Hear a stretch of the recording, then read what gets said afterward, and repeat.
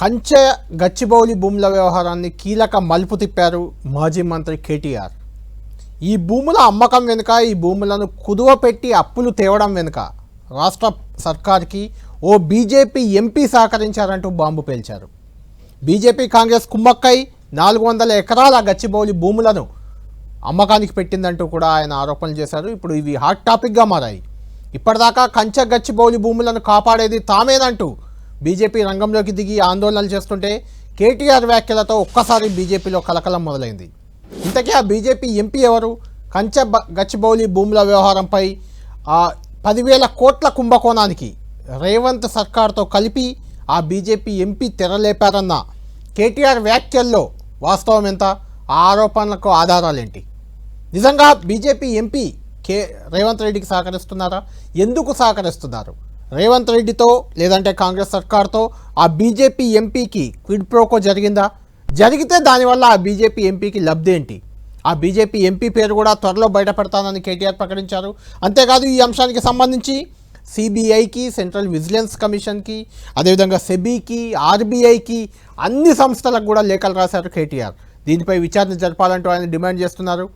నిజంగా కథా screen play దర్శకత్వం బీజేపీ ఎంపీ చేశారా? ఆయన దర్శకత్వంలోనే కంచె గచ్చిబౌలి భూములను వేలం వేసేందుకు ప్రభుత్వం సిద్ధమైందా? వేలానికంటే ముందే ఎలాంటి హక్కులు లేని, అంటే టైటిల్ డీడ్ కానీ లేకుంటే యాజమాన్య హక్కులు కానీ సేల్ డీడ్ కానీ ఏది లేకుండానే టీజీఐఐసి ఆ భూములపై 10,000 కోట్ల రుణాన్ని ఐసిఐసిఐ బ్యాంకు నుంచి పొందిందా? అంత రుణాన్ని ఆ బీజేపీ ఎంపీ సహకారంతోనే, బీజేపీ కేంద్ర ప్రభుత్వ సహకారంతోనో లేదంటే ఎంపీ సహకారంతోనో పొందగలిగిందా రాష్ట్ర ప్రభుత్వం 10,000 కోట్ల రుణాన్ని? ఇదే అంశంపై చర్చిద్దాం. కొద్దిసేపటి క్రితమే కేటీఆర్ రకరకాల ఆరోపణలు చేశారు, రకరకాల బాంబులు పేల్చారు. బీజేపీ ఎంపీకి కాంగ్రెస్ ప్రభుత్వానికి మధ్య జోడీ అంటగట్టారు. ఆ ఇద్దరి మధ్య కుడిప్రోకో జరిగింది. దానివల్లే హెచ్సియు భూములు 400 ఎకరాల భూములు అమ్మకానికి పెట్టారంటూ ఆరోపణలు చేశారు. కేటీఆర్ చేసిన ఇంపార్టెంట్ ఆరోపణలు ఒకసారి చూద్దాం. చూసిన తర్వాత మనం డిబేట్లోకి వెళ్దాం. ఒకటి, ఎలాంటి ఎన్వైరన్మెంటల్ ఇంపాక్ట్ అసెస్మెంట్ జరగలేదు అని చెప్పి మరి అటవీ శాఖ అనుమతి లేదు, ఎన్వైరన్మెంటల్ ఇంపాక్ట్ అసెస్మెంట్ లేదు, ఇంకా ట్రాన్స్ఫర్ కూడా టైటిల్ది పూర్తిగా కాలేదు. అయినప్పటికీ ఫైనాన్షియల్ ఇన్స్టిట్యూషన్స్ని వెంటనే ఆగమేఘాల మీద ప్రభావితం చేసి ప్రభుత్వ అధికారులు మరి మిస్లీడ్ చేసినారా, ముఖ్యమంత్రి వాళ్ళని డైరెక్ట్ చేసినారా తెలియదు, మరి ఒక భారీ ఆర్థిక నేరానికి పాల్పడ్డారు. మీకు ఎఫ్ఆర్బిఎంను బైపాస్ చేస్తూ మీకు డబ్బులు తెచ్చిస్తాము, మీరు దానికి గాను మాకు డబ్బులు ఇవ్వండి, ఆ తర్వాత మీ ఇష్టం ఉన్న వాళ్ళకు భూములు అమ్ముకోండి. ఇది ఓవరాల్గా స్కీమ్. దీనిలో అన్ని నిబంధనలు మొత్తం అన్ని చట్టాలు, నిబంధనలు, సుప్రీంకోర్టు తీర్పులు అన్నిటినీ తుంగలో దొక్కారు. ఆర్బీఐ గైడ్లైన్స్ను కూడా తుంగలో దొక్కారు. ఈ ట్రస్ట్ ఇన్వెస్ట్మెంట్ అడ్వైజర్ అనే కంపెనీ వారికి రాష్ట్ర ప్రభుత్వం ఇప్పటికే 170 కోట్లు, దాదాపు 170 కోట్లు, 169 కోట్ల చిల్లర వారు ఇప్పటికే లంచం రూపంలో చెల్లించారు. వాళ్ళు సరే దాన్ని కమిషన్ అంటారు, నేనైతే పక్కా చేసింది నేరం కాబట్టి లంచమనే అంటున్నా. ఆ ట్రస్ట్ ఇన్వెస్ట్మెంట్ అడ్వైజర్ వాళ్ళు ఇంకొక ఫైనాన్షియల్ అడ్వైజరీ సర్వీసెస్ ఫామ్ని ముంగట పెట్టారు. బీకన్ ట్రస్టీషిప్ అనే కంపెనీని రంగంలో దించారు. ఇదంతా కూడా ఏంటంటే ఒక స్కీమ్ ప్రకారం మాకు సుప్రీంకోర్టు తీర్పు రాగానే ఈ భూమిని మేము 75 కోట్లు పర్ ఎకరం మేము టీజీఐఐసికి బదలాయిస్తున్నామని చెప్పి ఒక జీవో ఇచ్చింది. కానీ జీవో మాత్రమే ఇచ్చింది తప్ప ఆ ల్యాండ్ను ఎలియనేషన్ చేయలేదు, సేల్ డీడ్ చేయలేదు, మ్యూటేషన్ కూడా కాలేదు. అయినప్పటికీ తనకు చెందని భూమి, అంటే మ్యూటేషన్ అయితేనే నీ పేరు మీదకి ఓనర్షిప్ వస్తేనే ఆ ల్యాండ్ నీదన్నట్టు లెక్క. ఇప్పుడు హెచ్సియు కూడా అదే అంటున్నారు కదా, హెచ్సియుకి ల్యాండే లేదు, హెచ్సియు ల్యాండ్స్ అన్ని మావే అని గవర్నమెంట్ ఎందుకు అంటుంది? ఎందుకంటే మ్యూటేషన్ కాలేదు కాబట్టి, ఇంకా రికార్డ్స్ ప్రకారం నాదే ప్రభుత్వ భూమి అని ఈరోజు కూడా ప్రభుత్వం అదే వాదన చేస్తూ ఉంది. సంబంధం లేని భూమిని ఇవాళ రిజిస్ట్రేషన్ పత్రం లేదు, యాజమాన్య పత్రం లేదు, ఏది లేకపోయినప్పటికీ ఒక నామమాత్రపు జీవో, అది కూడా ఎప్పుడు ఇచ్చారు? 26/6/2024లో జీవో నెంబర్ 54 ప్రకారం ఇచ్చేస్తున్నాం భూములు అని చెప్పి పేపర్ మీద మాత్రం ఇచ్చేసినారు. పేపర్ మీద తప్ప తర్వాత ఫాలో అప్ లేదు, సేల్ డీడ్ లేదు, రిజిస్ట్రేషన్ లేదు, మ్యూటేషన్ లేదు, ఏది జరగలేదు. కేవలం టైటిల్ ట్రాన్స్ఫర్ కూడా కాకుండానే నాది అని టీజీఐసి బ్యాంకుల దగ్గరికి, బ్రోకర్ల దగ్గరికి పోయింది. ఈ మోసపూరితమైన ఈ ఫైనాన్షియల్ ట్రాన్సాక్షన్ని ఆమోదించడం రెండో కుంభకోణం. అసలు సరే వీళ్ళు తప్పు చేస్తున్నారు, టీజీఐసి వాళ్ళు నాది కాని భూమి పెడుతున్నారు, ఇచ్చేవాడి కన్నా బుద్ధి ఉండాలి కదా, చూసుకోవాలి కదా, డ్యూ డిలిజెన్స్ చేయాలి కదా. కానీ ఆగమేఘాల మీద అసలు టైటిల్ చూడకుండా, ఓనర్షిప్ ఉందా లేదా చూడకుండా ఈ మధ్యలో కూడా బ్రోకర్ ట్రస్ట్ అనేవాడు చెప్పాడు కాబట్టి బీకన్ అనేవాడికి ట్రాన్స్ఫర్ చేస్తూ టీఎస్ఐసి రాసిచ్చింది, వాళ్ళు తీసుకున్నారు. ఐసిఐసిఐ బ్యాంకు 10,000 కోట్లకు ఇచ్చేశారు. రైట్, చాలా కీలక అంశాలు కేటీఆర్ చెప్పారు. దీనిపైన చర్చిద్దాం మనం. డిబేట్లో మనతో పాటు జాయిన్ అవుతున్నారు కాంగ్రెస్ పార్టీ నుంచి ఆ పార్టీ ఎమ్మెల్సీ అద్దంకి దయాకర్ గారు మనకు లైవ్లో అందుబాటులో ఉన్నారు. బీజేపీ నుంచి ఆ party MLA Armoor MLA Rakesh Reddy గారు కూడా ఉన్నారు. ముందు అద్దంకి దయాకర్ గారితో మాట్లాడి మీ దగ్గరికి వస్తారు రాకేష్ రెడ్డి గారు, ఎందుకంటే మీ బీజేపీ ఎంపీ పైన ఈ ఆరోపణ కాబట్టి మీరు దీనికి సంబంధించి క్లారిటీ ఇవ్వాల్సి ఉంటుంది. ముందు దయాకర్ గారితో మాట్లాడతాను. దయాకర్ గారు, రాజకీయ విమర్శలు, వాళ్ళు భూములు అమ్ముకోలేదా, మేము అమ్ముకున్నాం, వాళ్ళు అవకతవకలు చేయలేదా, మేము చేసాం, అది పక్కన పెడదాం. స్పెసిఫిక్గా కేటీఆర్ 2 అంశాలు ప్రస్తావించారు. ఆ 2 అంశాలకు సూటిగా మీరు సమాధానం ఇవ్వండి. ఒకటి, ఏదైతే మీరు చెప్తున్నారో సెంట్రల్ యూనివర్సిటీ భూమి కాదు, ఎందుకంటే వాళ్ళకు టైటిల్ లేదు, వాళ్ళకు రిజిస్ట్రేషన్ పత్రాలు లేవు వాళ్ళ దగ్గర, అది ప్రభుత్వ భూమి అని మీరు చెప్తున్నట్టే టీజీఐఐసికి కూడా దానిపై యజమాన్య హక్కులు లేవు, యజమాన్య పత్రం లేదు, సేల్ డీడ్ లేదు, దానికి సంబంధించి ఎలాంటి బదలాయింపు జరగలేదు, కేవలం ఒక జీవో మాత్రం ఇచ్చారు. అది ఒక పాయింట్. అది జీవో ఇచ్చినంత మాత్రాన టీజీఐఐసి భూములు అయిపోయాయా, ఆ టీజీఐఐసి దాని పేరు మీద 10,000 కోట్ల రుణం ఎలా తీసుకోగలిగింది అనేది ఆరోపిస్తున్న మాట ఒకటి.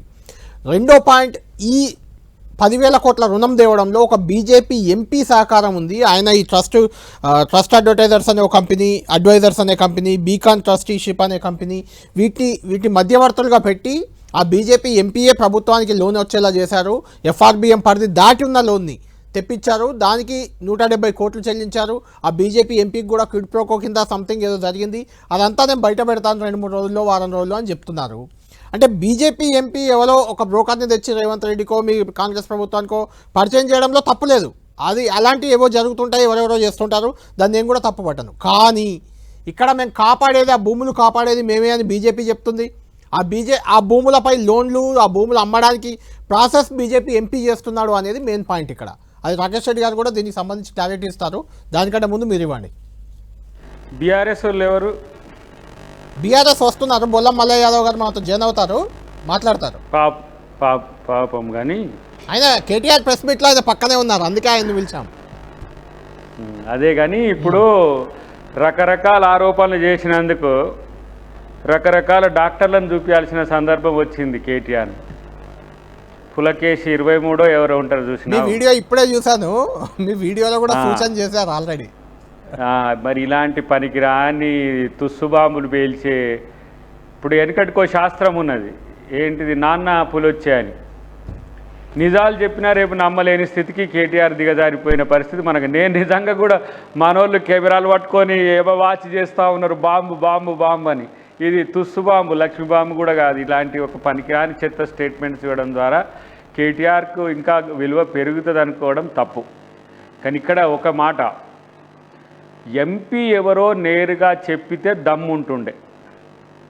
ఉత్త పనికిరాని ముచ్చట్లు ఆయనకున్నాయి, ఈయనకున్నాయి, ఇవన్నీ కూడా ఆరోపణలే అన్నాడు మనోడు. చూసిన కదా నేను, ఆరోపణలకు విలువ ఉండదు, సాక్ష్యాలతో కూడిన వివరాలకు మాత్రమే, వాస్తవాలకు మాత్రమే సమాధానం ఉంటుంది తప్పితే, నువ్వు మొన్నటిదానిక ఏఐలు క్రియేట్ చేసి ఏం చేసినావు, అది ఫారెస్ట్ భూమి అన్నావు. ఫారెస్ట్ భూమి అయితే ఇంచు భూమి ఒకరు తీసుకోవడానికి అవకాశం లేదు. అది యూనివర్సిటీ భూమి అయితే కూడా 1 ఇంచు భూమి ఒకరికి ట్రాన్స్ఫర్ చేయడానికి లేదు. ఇలా అది రెవెన్యూ ల్యాండ్ ప్రైవేట్ వ్యక్తులదైతే కూడా మనం ఎంటర్ కావడానికి అవకాశం లేదు. ఈ మాత్రం ఇంగిత జ్ఞానం లేదా నువ్వు? ఎలాంటి, అందుకని నేను పులకేశ్ అనే పదం వాడిన. ఒక 9 సంవత్సరాలు మున్సిపల్ శాఖ మంత్రిగా ఉండి హైదరాబాద్లో భూములకు సంబంధించిన అంశం తెలిసి బాధపడ్డావు. మొన్న జీవకారుణ్యం గురించి, పర్యావరణం గురించి బాధపడుతుంటే మాకు కూడా నవ్వు వచ్చింది. ఇంకా ఛత్తీస్గఢ్లో 2,72,000 ఎకరాలు ఇవాళ అదాని కంపెనీకి ఇచ్చి బీజేపీ గవర్నమెంటు 92,000 చెట్లు నరుకుతుంటే మాత్రం ఎక్కడా ఈ నాకు జీవకారుణ్యం వరకు కనిపిరాలి. కాబట్టి ఇవాళ కేటీఆర్ మాట్లాడే దాంట్లో ఒక హాస్యాస్పదమైన అంశాలు కనపడుతున్నాయి తప్పితే వాస్తవాలు లేవు. సుప్రీంకోర్టును కూడా తప్పుపడుతున్నట్టు, సుప్రీంకోర్టు నిర్ణయాలను కూడా తప్పుపడుతున్నట్టు, కోర్టులను చట్టాలకు లోబడి మాత్రమే తెలంగాణ ప్రభుత్వం చేస్తుంది. రేవంత్ రెడ్డి గారు దాని మీద కార్యాచరణ తీసుకుంటారు. అవును, ఒక జీవోతోని ఏం కానప్పుడు ఐసిఐసిఐఓ ఎక్సో వైయో ఎట్లా ఇస్తారు? ఈ మాత్రం ఇంగితం ఉందా లేదా?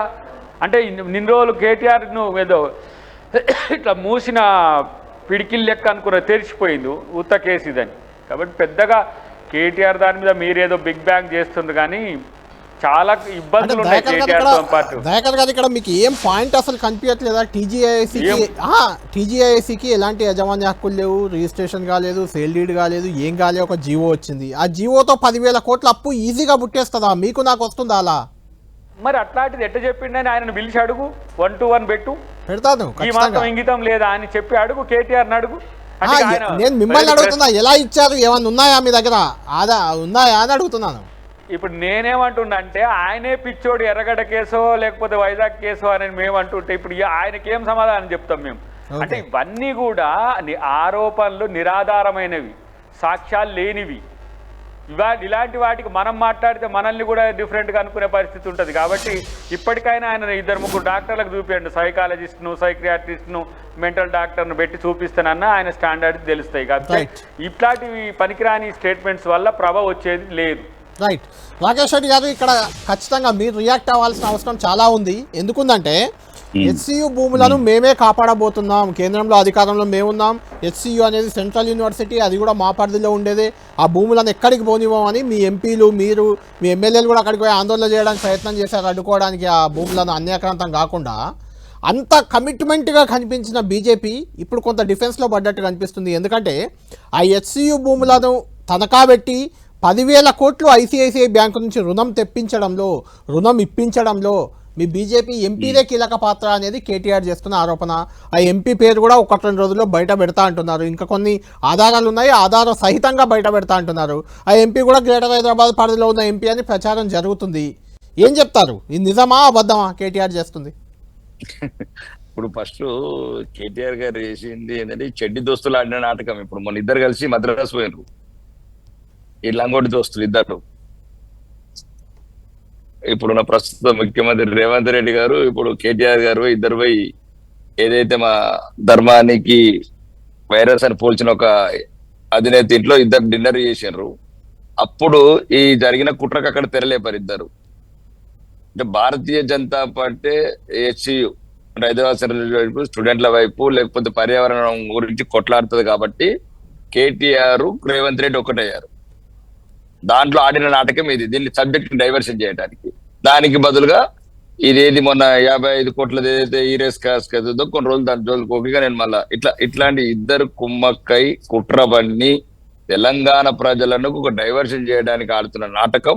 వీళ్ళు ఇద్దరు కలిపి రేవంత్ రెడ్డి గారు, కేటీఆర్ గారు ఎన్ని నాటకాలు ఆడినా, ఎన్ని డ్రామాలు చేసినా, చెడ్డి దోస్తులు ఎంత కుమ్మక్కైనా మద్రాసులో పోయి సాంబార్ రైస్ తినా వదలమిల్లని హెచ్సియు ల్యాండ్స్ మాత్రం ఎట్టి పరిస్థితుల్లో కూడా యూనివర్సిటీకే ఉండాలి.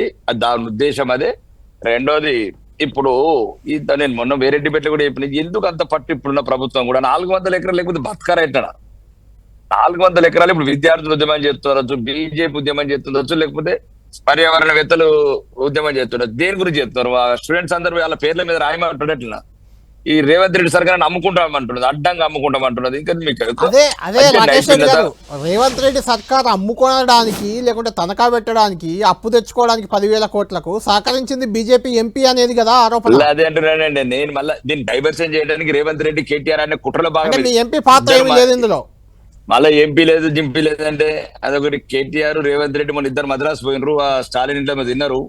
ఆ టైంలో ఇద్దరు కలిసి కాంప్రమైజ్ అయ్యి తెలంగాణ ప్రజలకు ఒక రకంగా మోసపూరిత వాతావరణం తీసుకోవడానికి, తెలంగాణ ప్రజలకు ఒక డైవర్షన్ చేయడానికి ఆడుతున్న ఇతర నాటకం. ఎందుకంటే దాంట్లో అరెస్ట్ చేయాలని ఒక ఒప్పందంతో ఈ రకంగా కేటీఆర్ మాట్లాడుతున్నాడు. ఆ ఈ రేస్ లో 55 crores ఏదైతే ఆ మంత్రివర్గ ఆమోదం లేకుండా, ఆర్బీఐ గైడ్ లైన్స్ ఫాలో కాకుండా 55కు ఏమైంది ఇంతవరకు? ఏసీబీ 5 నిమిషాలు అరెస్ట్ చేయొచ్చు. దానికి ఆ ఇద్దరి మధ్యన ఈ స్కాము ఏదైతే అవినీతికి బండారం ఉందో బయటపడద్దు అంటే ఈ సబ్జెక్ట్ హెచ్సియుని. ఎందుకంటే హెచ్సియు మీరు గమనించండి, ఇప్పుడు దీనికి ఇంకా డెప్త్ పోతే టిఆర్ఎస్ ప్రభుత్వంలో ఉన్న కేటీఆర్ కో కంపెనీ. ఎందుకంటే మీరు సమ్మక్క సారక్క గిరిజన యూనివర్సిటీ కావచ్చు, ములుగు హార్టికల్చర్ యూనివర్సిటీ కావచ్చు, ఇవన్నీ ఆల్రెడీ వాళ్ళు ఈ పహానీలలో ఎంట్రీ చేశారు. ఇది ఒక్కటి ఎంట్రీ చేయలేదు, వాళ్ళే అమ్మాలనుకున్నారు ముందు ప్లాన్ గా. కేటీఆర్ ఫ్రెండ్స్ అందరు కలిసి ఎట్లయితే ఇది అమ్మాలనుకున్న టైంలో అధికారం పోతారు అనుకోలేదు, కళ్ళు తలకెక్కినాయి. కాబట్టి తెలంగాణ ప్రజలు ఏదో మొత్తం అదే అధికారం దించడం అయితే సరిగ్గా దించారు, కానీ ఎక్కించడమే సరిగ్గా ఎక్కియలేదు. రైట్. ఇప్పుడు ఇబ్బంది పడుతున్న తెలంగాణ ప్రజలు. ముఖ్యంగా నేను ఒకటే చెప్తున్నాను కళ్యాణ్, ఇప్పుడు మేము 400 ఎకరాలు అమ్మకపోతే ఏమైతుంది? అంత పట్టేందుకు పట్టిండు రేవంత్ రెడ్డి. ఓకే, అప్పుడు కేటీఆర్ అన్నాం, కేటీఆర్ స్నేహితులు అన్నాం. ఇదే మన రేవంత్ రెడ్డి గారు అప్పుడు కేటీఆర్ స్నేహితులు ఈ నియో పోలీస్ మీద కేసులు వేసాడు ఆయన హైకోర్టుకి వెళ్ళి. అవును. ఏమైతే కాపాడు, జింకలు కావచ్చు, కుందేళ్లు కావచ్చు, ఏమైతే రేవంత్ రెడ్డి మనం శాశ్వతం? నువ్వు ముఖ్యమంత్రి శాశ్వతమా? మేము ఎమ్మెల్యేలం శాశ్వతమా? ఉండని 400 ఎకరాలు జనారణ్యము, కాంక్రీట్ అరణ్యం అయిపోయింది. ఆ ప్రాంతం అంతా రేపు పిల్ల యూనివర్సిటీ ఉంటే ఎన్నో రకాలుగా వాడుకోవచ్చు. ఏమో పార్క్ కావచ్చు, ఆక్సిజన్ పార్క్ కావచ్చు. నీ నైపుణ్యతను చూపించి ఈ ఢిల్లీకి కొద్ది తక్కువ చేసి అవినీతి తగ్గించి ఈ అడ్మినిస్ట్రేషన్ లో ఉన్న ఒక యాక్టివ్నెస్ తెచ్చి దీన్ని ఒక మన ఇన్కమ్ డెవలప్ చేయండి.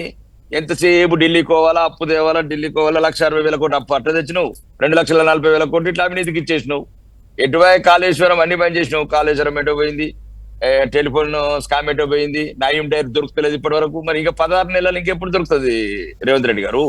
నయం డైరీ జోల్దిత్తలేవు అంటే నేను అనేది అంటే ఇద్దరి మధ్యన జరిగిన ఒక కుమ్మక్కులో భాగమే ఇది ఒక డైవర్షన్ పాలిటిక్స్.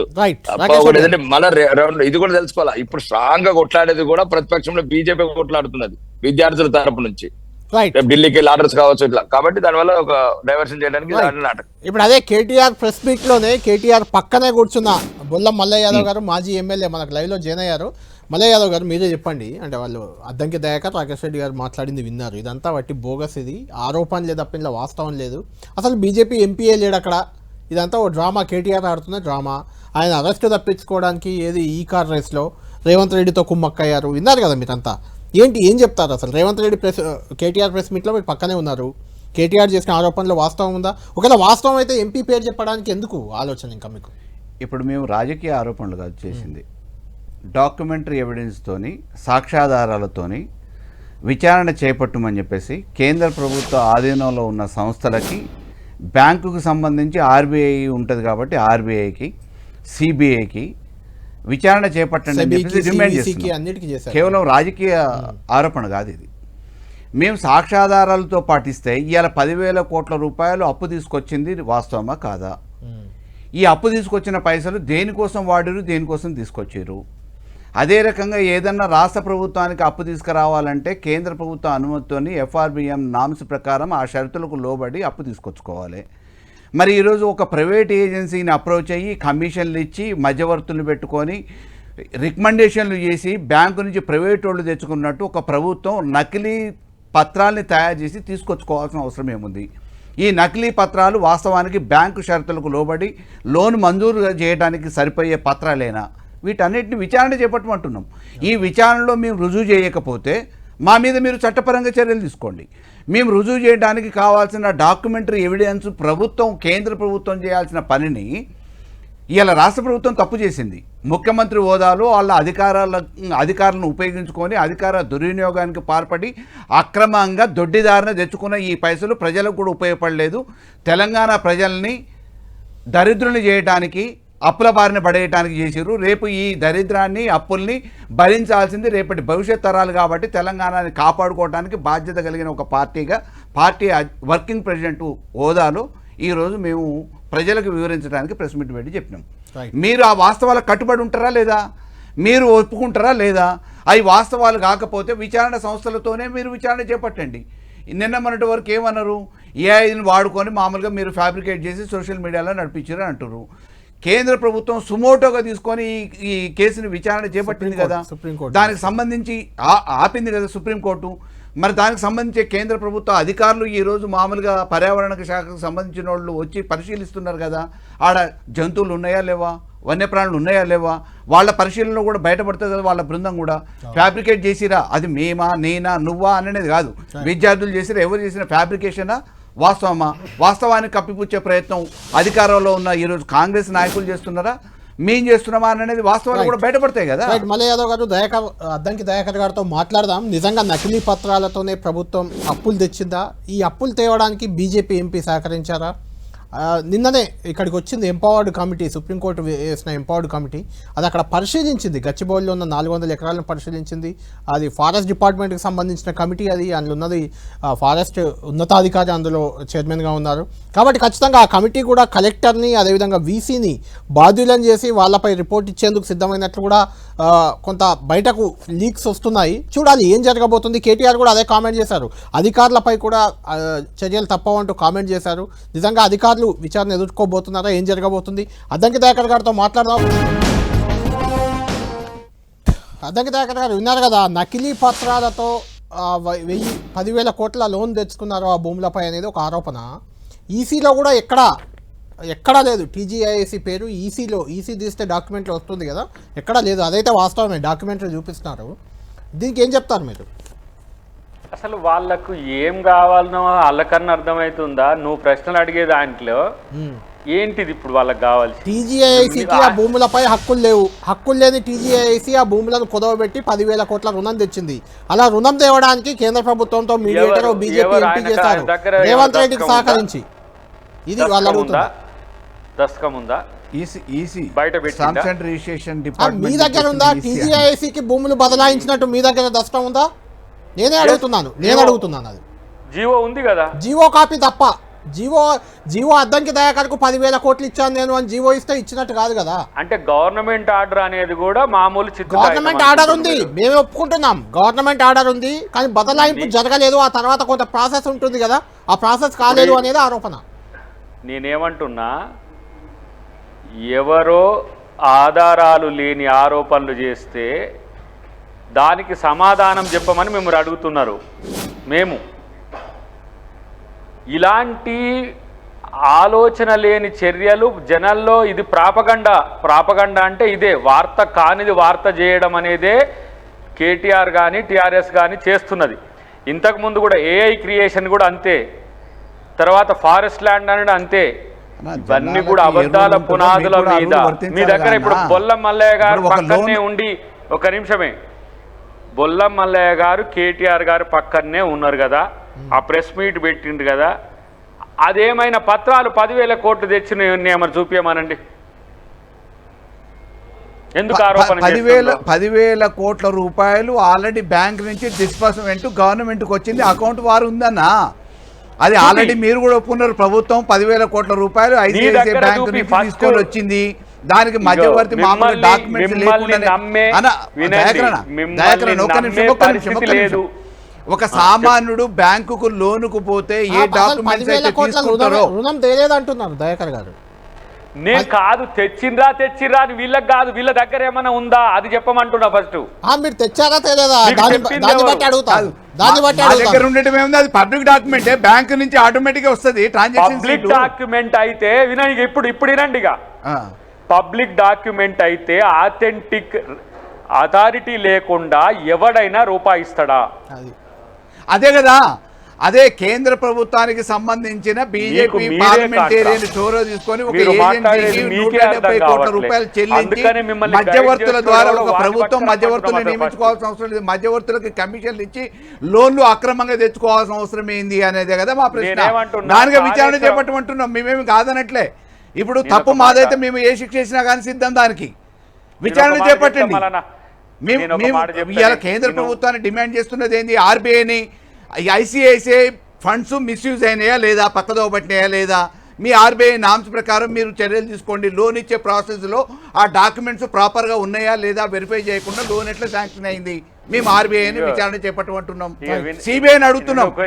ఒక లోన్ తీసుకోవాలనుకుంటే సహజంగా ఉండే బ్యాంకు నామ్స్ కానీ చట్ట భద్రత కానీ రిజిస్ట్రేషన్ డాక్యుమెంట్ కానీ ఏదైతే సామాన్యుడు సమర్పించాలో, సామాన్యుడి దగ్గర లోన్ ఎట్లయితే శాంక్షన్ చేస్తారో బ్యాంకు ప్రొసీజర్ ప్రకారం ఆ డాక్యుమెంట్స్ లోను ఉన్నాయా లేవా దాన్ని విచారణ చేపట్టమంటున్నాం. దయాకర్ గారు వీళ్ళు అంటుంది ఏంటంటే సరే విచారణ చేయమని అడుగుతున్నారు, తప్పే ఉంది అందులో. ఏ అడుగుతారు వాళ్ళు, ఏదో ఒకటి అడుగుతూనే ఉంటారు. మనం ఏది చేసినా కూడా అట్నే అంటారు. కానీ ఇక్కడ నేను ఒక్కటే, మనం ఇప్పుడు మల్లన్న చెప్పింది విన్నారు కదా వర్షన్. అవును, ఇప్పుడు అది గవర్నమెంట్ ల్యాండ్ కాదు అన్నాడు ఇన్ని రోజులు. ఎవరు మనోడు కేసీఆర్ అయితే చెప్పడా అని ఏం మాట్లాడతలేదు. గవర్నమెంట్ ల్యాండ్ కాదని ఎప్పుడు అనలేదే, గవర్నమెంట్ ల్యాండే. మళ్ళా చూడు ఏ మొత్తం మీ క్రియేషన్ ఏంది? అది HCU అటవీ- భూమి. అటవీ క్రియేషన్ ఏంది? జింకలు లేవనా? వన్యప్రాణులు లేవనా? తాబేళ్లు లేవనా? ఎన్ని నెమళ్ళు వందలు లేవనా? ఉన్నాయి? ఇవాళ పర్యావరణ ఎన్ని శాఖ వందలు వాళ్ళు కేంద్ర అధికార బృందం పోయింది కదా, మీరు లేవని ఎన్ని చెప్పి వందలు చెప్పండి. ఉన్నాయి? మీరు ఎన్ని అప్డేట్ వందలు ఇవ్వండి. ఉన్నాయి? లేకపోతే ఆడ అసలు జంతువులే లేవు, నెమళ్ళు లేవు, జింకలు నేను లేవు. చెప్పేది- తెల్లారి నేను అడ్మినిస్ట్రేటివ్ చెప్పేది బిల్డింగ్ దగ్గర విన్నాక. మామూలుగా వస్తే జింక మేత వేస్తుంటే నేను కుక్కల స్వైర విహారానికి బలైంది ఎవరు? దాని హాస్పిటల్ తీసుకుపోయింది ప్రత్యక్ష సాక్ష్యమే కదా. రైట్ దయాకర్ సరే, గారు ఆ వీడియోలు ఎప్పుడు కబేళారా మా అవుపడుతున్నాయి వాళ్ళకి కదా. చెప్పిండ్రు కానీ ఇది నేను ఇగో చర్చను అటు ఇటు డైవర్ట్ కాదు. ఫస్ట్ మీరు ల్యాండ్ గవర్నమెంట్ది కాదన్నారు, అది విద్యార్థులకు ఇచ్చేయాల్సిందే, HCUదే అది అని ఒకసారి. అక్కడ మీ ఇందిరాగాంధీ biodiversity ఇచ్చిందన్నా, HCUకి కేటాయించింది ఇందిరాగాంధీ. హరగోపాల్ గారు ఎడిటోరియల్ చూడండి. ఆ రోజున్న మామూలుగా హరగోపాల్ గారు కూడా సాక్ష్యమే కదా, అందులో ఉపాధ్యాయుడే కదా. నా లైన్ తీసుకొని విమర్శ చేయే, నేను లైన్ ఇయ్యని. రెండోది యూనివర్సిటీ ల్యాండ్స్ అన్నారు. యూనివర్సిటీకి మనం ఇందిరాగాంధీ గారు ఇచ్చిందని మీకు తెలుసు, మాకు తెలుసు. అప్పుడు మీరు NSCIలో ఉన్నారు, అదొక చర్చ. దానికి 397 ఎకరాలు చంద్రబాబు ఇచ్చిండా మేము ఇచ్చినామని అది కూడా ఓవర్, ఆ టాపిక్ కూడా ఓవర్. ఇప్పుడు లేటెస్ట్ మీ ఎలిగేషన్ ఏంటంటే ఒక ఎంపీతో సహకారం తీసుకొని ICICI నుంచి 10,000 కోట్ల రూపాయలు తెచ్చిందనేది నా కాడ ఉన్నదా లేదా అనేది నా ప్రభుత్వం చెప్తుంది. రేపు దానికి సంబంధించి అథారిటీస్ మీకు డిస్క్లోజ్ చేస్తారు. మీ విమర్శలకు కూడా చేయాలన్నా వద్దా అనేది కూడా ఆలోచిస్తారు. మీరు బట్టగాల్చి మీద వేసినట్టుగా ఉంటే మీకు సమాధానం చెప్పాలన్నా వద్దా అనేది ప్రభుత్వ నిర్ణయం అది. కానీ ఇప్పటికే 3 స్టాండులు మార్చిండ్రు మీరు. అంటే దీన్ని HCU ఇష్యూలో ప్రభుత్వం ఏదో డిఫెన్స్లో పడ్డదనే ఉద్దేశంతో లేదు. ప్రతి ఒక్కదానికి సుప్రీంకోర్టు సుమోటోగా తీసుకున్నది, హైకోర్టు ముందు అన్ని వివరాలు ఉన్నాయి. డెఫినెట్గా చట్టబద్ధంగా, న్యాయబద్ధంగా, రాజ్యాంగబద్ధంగానే ఆ విషయాల్లో మా AICC పర్సువేషన్ కూడా ఉన్నది కదా. దాని మీద ఆడుకున్నారు కదా కొన్ని రోజులు. మా మీనాక్షమ్మకు, రేవంత్ రెడ్డి గారికి ఏమైందని, లేకపోతే మా మంత్రులకు, సీఎంకి ఏదో అయిందని. ఎంతసేపు ప్రాపగండా అబద్ధాల పునాదుల మీద తప్పితే ఇలా మీరు బాంబు పేలిసిన వాళ్ళు, ఆ బాంబు ఏందో ఆ MP ఎవరో చెప్తే బాగుండు కదా, మీకే మంచి పేరు వచ్చు కదా. దాన్ని ఎందుకు బ్లాక్ మెయిల్ చేసుకుంటారు? డిఫెన్స్ ఏమైనా బ్లాక్ మెయిల్ దందా ఏమైనా ఉందా దాని వెనుక? ఎవరైనా వాస్తవాలు చెప్పుతానన్నప్పుడు అది ఇలా వాస్తవాలు పక్కన పెట్టి పెరిఫెరల్గా తిరిగి వస్తున్నారు కాబట్టి మిమ్మల్ని ఇలా ప్రతి ఒక్కరు కూడా ఒక డౌట్ఫుల్గా చూస్తున్న పరిస్థితి ఉన్నది. నేనే అన్నా కదా, ఇప్పుడు ఇలాంటి పిచ్చి ప్రెస్ మీట్ల వల్ల మీడియా ప్రజా సమస్యల పూలే జయంతి అలా మంచిగా పూలే గురించి స్మరించుకోకుండా నీ తుస్సుబాంబు గురించి చర్చించుకోవాల్సిన పరిస్థితి వచ్చే. పొద్దుగాలు లేచి మేము ఎన్ని పూలే బొమ్మల కాడికి పోవాలి. ఇప్పుడు మా ముఖ్యమంత్రి గారు పూలే స్థలానికి పరిశీలన చేసి వచ్చిండ్రు, ట్యాంక్ బండ్ పక్కన, మన అంబేద్కర్ గారి పక్కన. అట్లాంటి ఒక మహనీయుని జయంతి రోజు ఇలాంటి పులకేశీల చర్చ ఏందని నేను నా బాధ. అది ఎంతో ప్రశాంతంగా చర్చ కాదు. ఇంతకుముందు మీ తెలంగాణ ఆస్తులు దోచుకుంటే తెలంగాణ ప్రజల భవిష్యత్తుని నాశనం చేస్తే దాని గురించి చర్చ కాకుండా మామూలుగా ఇలా జ్యోతిరావు పూలే గారికి మా మీద మాకు గౌరవం లేదా? మేము కూడా ఆవిష్కరించినాం, మేము కూడా పూలు వేసినాము, వారిని స్మరించుకున్నాం. వారి స్మరణ తర్వాత, వారిని కీర్తించిన తర్వాత పెట్టుకుంటే ఏమైపోయా? నువ్వు ఈ తుస్సు బాంబు ఏందో రేపు ప్రెస్ మీట్ పెట్టుకుంటే ఏమైపోయా? మేము కూడా స్మరించినాం, మా పార్టీ భవన్లో కూడా స్మరించినాం. స్మరణ తర్వాతనే ఈ రోజు తెలంగాణ ప్రజాన్ని భవిష్యత్తుని నాశనం చేసే విధంగా మీరు అక్రమంగా ఆస్తులు తాకట్టు పెట్టి మాఫియా మాదిరిగా చేసి కమిషన్ ఏజెంట్లను పెట్టుకొని తెలంగాణ ఆస్తుల్ని ధ్వంసం చేస్తుంటాను, విధ్వంసం చేస్తుంటాను, రేపు మోసం చేస్తుంటాను చూస్తూ తెలంగాణ వాళ్ళు కూర్చుంటారా? తెలంగాణ సాధించిన పార్టీ అనేది మీరు కూడా ఉన్నారు. అప్పుడు దయాకర్ గారు, ఇప్పుడు ఇంతకుముందు రాకేష్ రెడ్డి గారు కూడా ఒక మాట అన్నారు. ఎందుకు ఈ 400 ఎకరాలను అమ్మడానికి అంత కృతనిశ్చయంతో ఎందుకు కాంగ్రెస్ పార్టీ ముందుకు పోతుందని రాకేష్ రెడ్డి గారు అడుగుతున్నారు. ఒక మాట విను, దాంట్లో ట్రాన్స్ఫర్ చేసే ల్యాండ్ ఎంతన్నా వీళ్ళకి ఎరికేనా?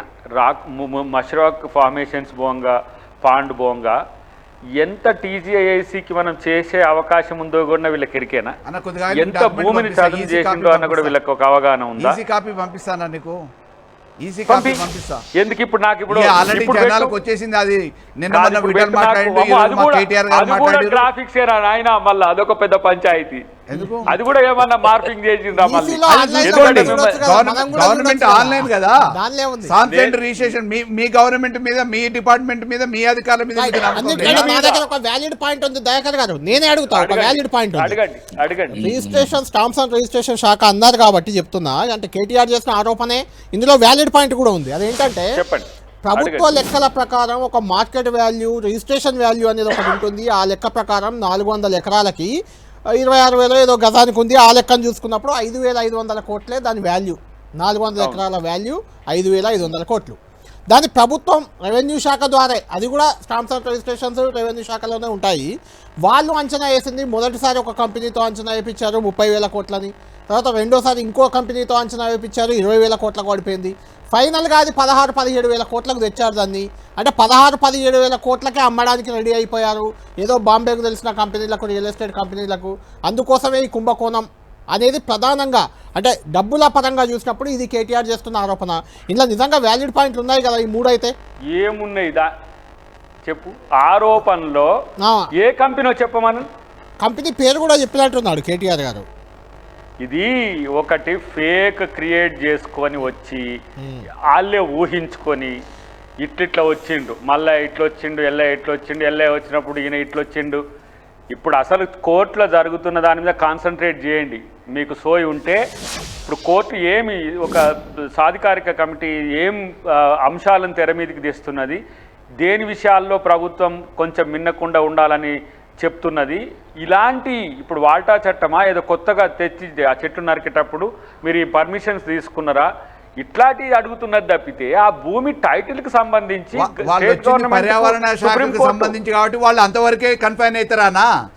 అవునే. ఇప్పుడు భూమి అక్రమమా సక్రమమా, సంబంధం లేదు, వాళ్ళకి సంబంధం లేదు. వాళ్ళు వచ్చింది పర్యావరణానికి జంబుల్గాకు అన్నా, జంబుల్గాకు నీకు ఫినాన్స్ కావాలి. ఫినాన్స్ అప్పుడు టైటిల్ లేదు. వాళ్ళు లీగల్ టీం కాదు. ఇది అక్రమమా సక్రమమా, లోన్ తెచ్చుకున్న దానికి డాక్యుమెంట్స్ సక్రమమా అక్రమమా అని చెప్పి చూడటానికి వాళ్ళకి సంబంధం లేదు. అట్లయితే 3 జోన్లుగా పెడదాం. ఎట్లాగిన 2:30 వరకు పెడతాడు కానీ 3 జోన్లుగా పెడదాం. ఇప్పుడు మీ జోన్ ఏంది? ఫినాన్స్ అంటుండ్రు కదా. అవును. టైటిల్ గవర్నమెంట్కి లేనప్పుడు ఎక్స్ అయినా వై అయినా 5,000 అయినా 10,000 అయినా 15,000 అయినా 30,000 కోట్లైనా ఎట్లా ఇస్తారు? అదే కదా అంటే మీరు ఇంతకు ముందు మాట్లాడింది తప్పు కదా. తెచ్చుకుంది దళాలను పెట్టి తెచ్చుకున్నారు. అందుకే మధ్యవర్తి వహించిండు. ఐసిఐసిఐ అనేది కూడా ఒక క్రెడిబుల్ బ్యాంక్, మీరు ఆరోపిస్తున్న సంస్థ. లేకపోతే వినండి, ఆర్బీఐకి సంబంధించిన పర్మిషన్స్ 1 కోటి దాటిన దగ్గర నుంచే రాష్ట్ర ప్రభుత్వం తెచ్చుకోవాలంటే 100 అలిగేషన్స్ ఉంటాయి. అలాంటప్పుడు మీరు ఆర్బీఐ రూల్స్ను మేము డిస్ట్రక్ట్ చేసినట్టు, లేకపోతే సుప్రీంకోర్టు నామ్స్ను డిస్ట్రక్ట్ చేసినట్టు చేస్తే కోర్టు ఏం కామ్గా కూర్చుంటుందా? కాబట్టి కొంత క్లారిటీ మిస్ అయింది మీ దగ్గర. మీపై చర్యలు తప్పవనే కదా వాళ్ళు చెప్తుంది. వీటన్నిటిని ఓవర్కమ్ కావడానికే కదా మధ్యవర్తులు వీళ్ళ మీద చర్యలు ఉంటాయి. ఫస్ట్ అది చూసుకోమను. వీళ్ళ మీద చర్యలు ఉంటాయి, చూసుకోమను. చూసుకోమను.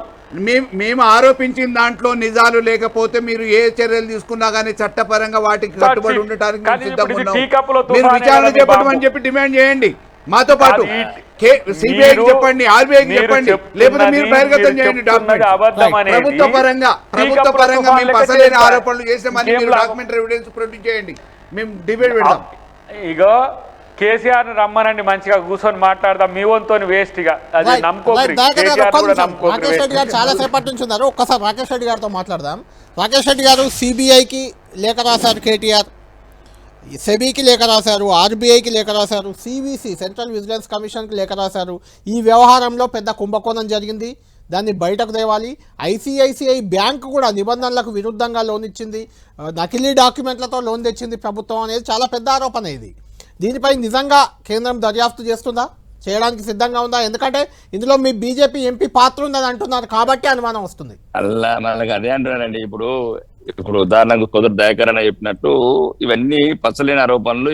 ఒకవేళ నిజంగా కూడా ఈ సిబిఐలు ఓబిఐలు ఇవన్నీ చేసేటప్పుడు చేస్తాయండి. ముందు చాలా ఉన్నాయి చేసేటిల మీద. వీళ్ళు ఏమనుకుంటారు, ఇది ఒకటే అనుకుంటారు. ఎట్లా కాళేశ్వరం ఉన్నది, భగీరథ ఉంది, కాకతీయ ఉంది, టెలిఫోన్ ట్యాపింగ్ ఉంది, ఇది రేస్ కార్స్ ఉంది. ఈ రోజు రేవంత్ రెడ్డి గారితో కుమ్మక్కై కేటీఆర్ గారు ఎన్నొద్దులు ఆగుతాడు.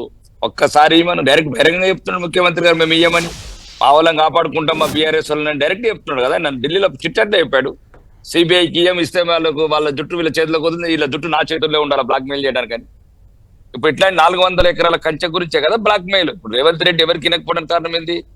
ప్రధాన ప్రతిపక్ష పార్టీల అవినీతి గుట్టంతిన చేతిలో ఉంది. రాకేష్ ఒక్క నిమిషం అన్న, సీఎం గారు చిట్ చాట్ మాట్లాడేటప్పుడు చెప్పాడు, నేను ఏదైతే సిబిఐకి ఇయ్యను, ఎందుకంటే అలా గుట్టంతా నా దగ్గర ఉండాలా. సిబిఐ అయితేనే నిజాయితీ ఇలా తిహార్ జైలుకి పంపిస్తుంది. ఆ అవకాశం నేను ఢిల్లీలో ఉన్న కేంద్ర పార్టీకి ఇయ్యానని చెప్పాను, భారతీయ జనతా పార్టీకి. ఓకే, భారతీయ జనతా పార్టీ పక్కన పెడదాం, సిబిఐకి పక్కన పెడదాం. ఇప్పుడు మీరు ఏమంటారు? అవినీతిని మీకు ఉన్న అవినీతిని తెలిసి శిక్ష పడతారు. మీరు ఒకటే కదన్నా, కొత్తగా ఉన్నది ఏదన్నా. మీరు ఎంపీ అంటారా? ఎంపీకి అసలు స్ట్రాంగ్ కొట్లాడింది ఢిల్లీ. మేము ఎన్విరాన్మెంట్ మినిస్టర్ ఆఫ్ ఎన్విరాన్మెంట్ పోయిందే మేము. అక్కడ పోయి కాంప్లీట్ ఇచ్చిందే మా ఎంపీలు. అక్కడ పోయి మేము అన్ని రకాలుగా అన్ని ప్రభుత్వ రంగ సంస్థలను కలిసినవే మేము, ఎమ్మెల్యేల ఎంపీలము. అప్పుడే ఈ ఢిల్లీలో ఇది సుప్రీంకోర్టు సీరియస్నెస్ కానీ, ఎంఓఎఫ్ సర్క్యులర్స్ కానీ, ఓకే, ఇవన్నీ ఒక ఎత్తు అయితే ఓకే. మీరు ఏదో నోటికి వచ్చినటువంటి, నేను అనేది ఏంటంటే వీళ్ళిద్దరు మొన్న ఈ చెడ్డి దోస్తులు ఇద్దరు పోయి మద్రాసు పోయినప్పుడు జరిగిన కుట్ర. ఇక ముఖ్యంగా ఇవన్నీ పక్కన పెడితే ఇప్పుడు తెలంగాణ ప్రజలను గమనించాల్సింది ఏంటంటే, ఇప్పుడు మీరు చెప్పేది ఎటువంటి భేషజాలకు పోకుండా కాంగ్రెస్ ప్రభుత్వం భవిష్యత్ తరాలకు మనకి వచ్చే 400 ఎకరాల గురించి అంత పట్టుబట్టకండి. జిమ్కాలు కావచ్చు, నెమళ్ళు కావచ్చు, లేకపోతే పర్యావరణం కావచ్చు, పచ్చిక బయళ్ళు కావచ్చు, అంటే సెలయేర్లు కావచ్చు, ఉండండి కొన్ని రోజులు. ఏం పుడుతుంది? ఈ అమ్ముకునే బతారా ఎప్పుడు? ఇంకా ఈ అంటే ఈ 400 ఎకరాల బండి సెక్రటరీ కూడా అమ్మేస్తారు నెక్స్ట్ ఇయర్. ఇంకేమున్నాయి అమ్మతందుకు? ఇప్పుడు ఆయన ఇంతకుముందు గత ప్రభుత్వమేమో 1000 ఎకరాలు అమ్మింది, అప్పుడు ఈయననేమో చింగ్ చాంగ్ అంటే ఎగిరింటి తెలంగాణ అంతా. ఇప్పుడు ఏమైతే అంత కొంపలు మునిగిపోయిన ఏమైంది? విద్యార్థులు అడుగుతున్నారు, ఉండని యూనివర్సిటీకి ఇంకేదైనా స్పెషల్ యూనివర్సిటీ వస్తవచ్చు.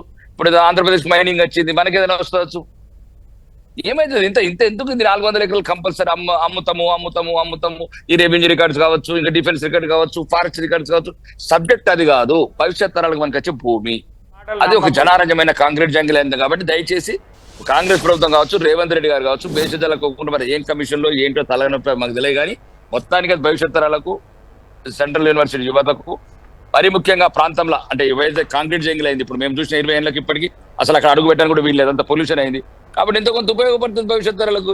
విద్యార్థులు ఉద్యమాలు చేస్తున్నారు అంటే విద్యార్థుల ఉద్యమాలు ఏమైనా టైటిల్ ఇవ్వమంటారా? నేనేమంటున్నా అన్న, ఇప్పుడు భేషజాలకు పోవద్దు. కాంగ్రెస్ ప్రభుత్వం అనేది భేషజాలకు పోకుండా ఆ 400 ఎకరాలు ఉంచుదాం, భవిష్యత్ తరాలకు పనికొస్తుంది. ఇప్పుడు ఏమైతుంది అన్న, నెమళ్ళు ఉండని, నెమళ్ళు చూడబుద్ది ఇట్లా కాంగ్రెస్ వాళ్ళకు. మరి అనుకుని తిను నెమళ్ళు, జింకలు, ఇప్పుడు రోజు కూడా చంపుతున్నారు జింకలు.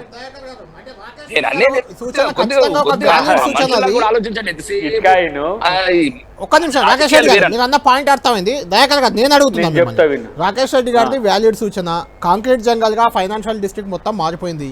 అక్కడ 400 ఎకరాలు మనకు కనిపిస్తుంది మా స్క్రీన్ పై కూడా. అక్కడ మంచి చెట్లు ఉన్నాయి, సెలయేర్ ఉంది, నిజంగానే జింకలు కూడా ఉన్నాయి. అక్కడ డౌట్ ఏం లేదల్లా. జింకలు టోటల్గా లేవని చెప్పడానికి అయితే లేదు, ఉన్నాయి జింకలు కూడా అక్కడ. కాబట్టి 400 ఎకరాలని యూనివర్సిటీ భూమి, టైటిల్ లెవెల్కి ఉంది, ఏముంది పక్కన పెడదాం. దాన్ని అలా వదిలేస్తే మంచిదే కదా, ఇంకెక్కడైనా అమ్మవచ్చు కదా ల్యాండ్. ఇప్పుడు వీళ్ళిద్దరు ప్రచారం చేస్తుండ్రు కానీ కోర్టును ఎప్పుడన్నా గమనించిండ్రా వీళ్ళు? ప్రభుత్వ తీరు, వాళ్ళు చెప్పే అబద్ధాలే ప్రచారంగా చేసుకొని మళ్ళీ వాళ్ళే దాన్ని ఆపమని అంటారా? కోర్టు ఏమిచ్చిందో చెప్పమనండి. ఇప్పుడు బీజేపీ బీఆర్ఎస్ను ఏమనిచ్చింది కోర్టు? అది ప్రభుత్వానికి సంబంధించిన భూమి అని ఇచ్చిన తర్వాత టీజేఏసీకి ట్రాన్స్ఫర్ చేసిన తర్వాత ఎంత మేరకు చేయాలనేది ఇంకా ప్రభుత్వ నిర్ణయమే. కాకపోతే అది ఫారెస్ట్ ల్యాండ్ అండ్రి, యూనివర్సిటీ ల్యాండ్ అండ్రి, ప్రభుత్వం తెగ నమ్ముకుంటుంది లక్షల కోట్ల కండ్రి. చివరికి ఇప్పటికొచ్చి ఇప్పుడు రాకేష్ రెడ్డి గారు మాట్లాడింది ఒక 15 రోజుల క్రితం 10 రోజుల క్రితం హరగోపాల్ గారు ప్రభుత్వానికి ఒక లెటర్ ఇచ్చిండ్రు పూర్వ అధ్యాపకుడిగా. తర్వాత విశ్వేశ్వరరెడ్డి గారు ధర్మేంద్ర ప్రధాన్ గారికి, తర్వాత ఇతర ఫారెస్ట్ మినిస్టర్ దగ్గరికి పోయినప్పుడు మనం ప్రభుత్వాన్ని రిక్వెస్ట్ చేద్దాము, అక్కడ కాకుండా ప్రత్యామ్నాయంగా ఇంకో దగ్గర మనం ఆల్టర్నేట్ ల్యాండ్ ఒకటి ప్లాన్ చేసుకొని అక్కడికి షిఫ్ట్ చేసుకోమని చెప్దామని చెప్పినట్టుగా విశ్వేశ్వరరెడ్డి గారు నేరుగా మాతో కూర్చున్నప్పుడు లైవ్లో చెప్పిండు. మీరు కదా దాన్ని రక్కస్ క్రియేట్ చేస్తున్నది.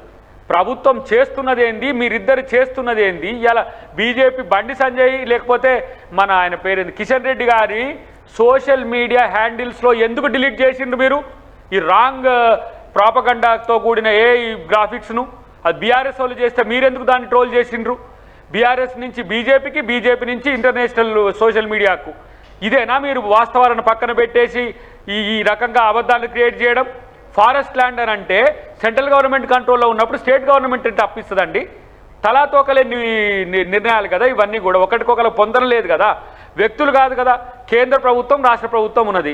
కేంద్ర ప్రభుత్వ పరిధిలోని భూమిని రాష్ట్ర ప్రభుత్వం తాకట్టు పెడుతుందా?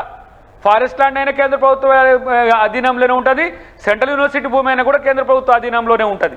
అలాంటప్పుడు రాష్ట్ర ప్రభుత్వానికి హక్కెట్లు ఇస్తుంది సుప్రీంకోర్టు. కాబట్టి ఇవన్నీ కూడా పొంతన లేని విమర్శలు బీజేపీ బీఆర్ఎస్వి.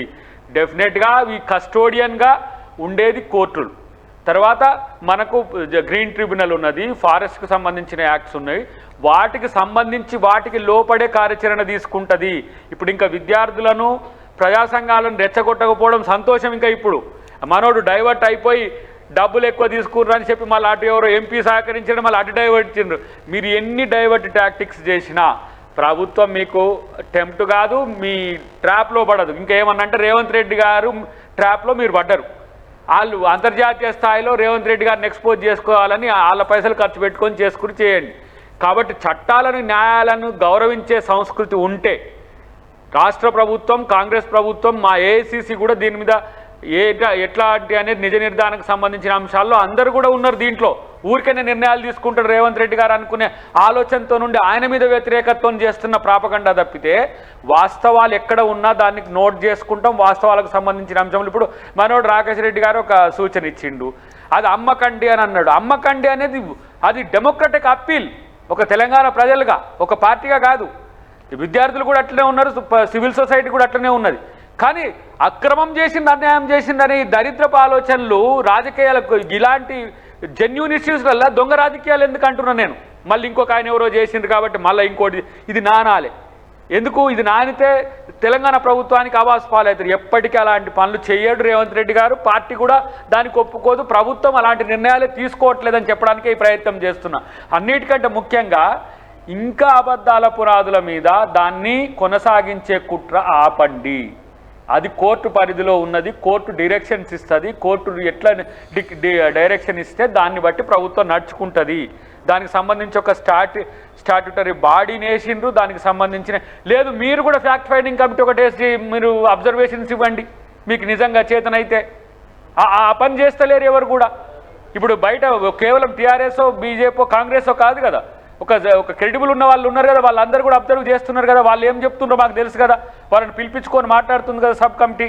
వాటి విషయంలో మీరెందుకు తుత్తరపాటుకు పోతున్నారు, ఎందుకు ఫాల్స్ ప్రిస్టేజ్కి పోతున్నారు? ఇది మంచి పద్ధతి కాదు. ప్రభుత్వానికి వీలైతే సహకరించండి, సూచించండి, విమర్శించండి, కానీ అబద్ధాలు ప్రచారం చేస్తే దానికి లయబుల్ అవుతారు. అది సమస్య అనేది గుర్తుపెట్టుకోండి. యాదవ్ గారు మీరే క్లారిటీ ఇవ్వాలి. అంటే దయాకర్ గారు చెప్తున్నారు కోర్టు పరిధిలో ఉంది, కోర్టు ఏం చెప్తే దానికి కట్టుబడి ఉన్నామని చెప్తున్నారు. రాకేష్ రెడ్డి గారేమో అమ్మకూడదని, మీరు కూడా అమ్మద్దని డిమాండ్. ఎందుకు అంటే మరి మీరు ఎందుకు దాన్ని టైటిల్ లేకుండా భూములను కాపాడడంలో మీరు ఫెయిల్ అయ్యారు? సుప్రీంకోర్టు తీర్పు అంటే రాష్ట్ర ప్రభుత్వానికి అనుకూలంగా మార్చిలో వచ్చింది తీర్పు, అది మీరు 10 ఏళ్లలో ఎందుకు తెలియకపోయారంటే ఏం చెప్తారు? అది అంటే కోర్టు తీర్పు ఎప్పుడు చెప్పాలనేది నిర్ణయించే అధికారం ఏ ప్రభుత్వానికి లేదు. పోరాడదాన్ని బట్టి ఉంటుంది. అయితే 10 సంవత్సరాలు మీరు నిరంతరంగా ఎప్పటికప్పుడు మేము చేసే ఎఫర్ట్స్ అపియరెన్స్ మేము చేసినాం కాబట్టే అది ఆ స్టేజ్కు ఆ టైంకి వచ్చింది. అదృష్టవశాత్తు ఆ టైంకి మీరు అధికారంలో ఉన్నారు.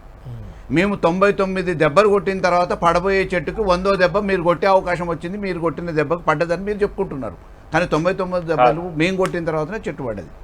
అయితే ఈరోజు వాటిని రక్షించుకోవాల్సిన అవసరం ఉంది అనేది విద్యార్థులు ఒకవైపు చెప్తుంటే, రెండో వైపు మీరు అప్పుల అవసరాల కోసం మధ్యవర్తులను పెట్టి నకిలీ ధ్రువపత్రాలు సృష్టించి మీకు అధికారం లేని దాన్ని నకిలీ పత్రాలతోని బ్యాంకును కూడా మోసం చేసి పైసలు తీసుకొచ్చి మీరు మామూలుగా తెలంగాణకి నష్టం చేయటం, ఆస్తులను కొల్లగొట్టడమే కాకుండా ప్రజల్ని కూడా మోసం చేస్తున్నారు. ఈ వాస్తవాల్ని బయటికి తీసుకురమ్మని చెప్పేసి మేము ఏజెన్సీలని, ప్రభుత్వ సంస్థలే కోరుతున్నాం. మీకు కూడా నిజాయితీ ఉంటే మేము చేసింది తప్పు కాదు, మీరు ఆరోపించింది తప్పుడు ఆరోపణలు అని చెప్పేసి మీరు డాక్యుమెంటరీ ఎవిడెన్స్తో బయట పెట్టండి. మేము సిబిఐ నుంచే విచారణ అడుగుతున్నాం. బ్యాంకును మోసం చేసింది, ఐసిఐసిఐ దీనికి పాల్పడ్డది, ఒక లోన్ తీసుకోవాల్సిన డాక్యుమెంట్స్ ఏవైతే ఉన్నాయో అవి లేకుండానే బ్యాంక్ ఇచ్చిందని మేము ఆర్బీఐకే ఇవాళ కంప్లైంట్ చేసినాం. ఆర్బీఐకి మీరు కూడా ఉన్న Right. పత్రాల్ని రైట్ రాకేష్ రెడ్డి గారు, సమర్పించండి. ఫైనల్ గా మీరు చెప్పండి 400 ఎకరాలను అమ్మొద్దు అని మీరు ఎట్లా విజ్ఞప్తి చేస్తున్నారు? ఇప్పుడు బీఆర్ఎస్ ఏమో ఈ ఆరోపణలు చేస్తుంది, దాంట్లో అవినీతి జరిగింది, అక్రమాలు జరిగాయని. ఎలాగో మీ చేతుల్లోనే ఉన్నాయి ఆ సంస్థలన్నీ, కేంద్ర సంస్థలు. అవి దర్యాప్తు చేయడం ద్వారా అటు భూమిని కాపాడొచ్చు, ఇందులో నిజంగా అవినీతి జరిగిందో కూడా వెలికి తీసే అవకాశం మీ చేతిలో, కేంద్రం చేతిలో ఉంది. కేంద్ర ప్రభుత్వం ఏం చేయబోతుంది, ఏం చేయాలి? మీరేమైనా కేంద్రాన్ని డిమాండ్ చేస్తారా, కోరుతారా మీరు కూడా?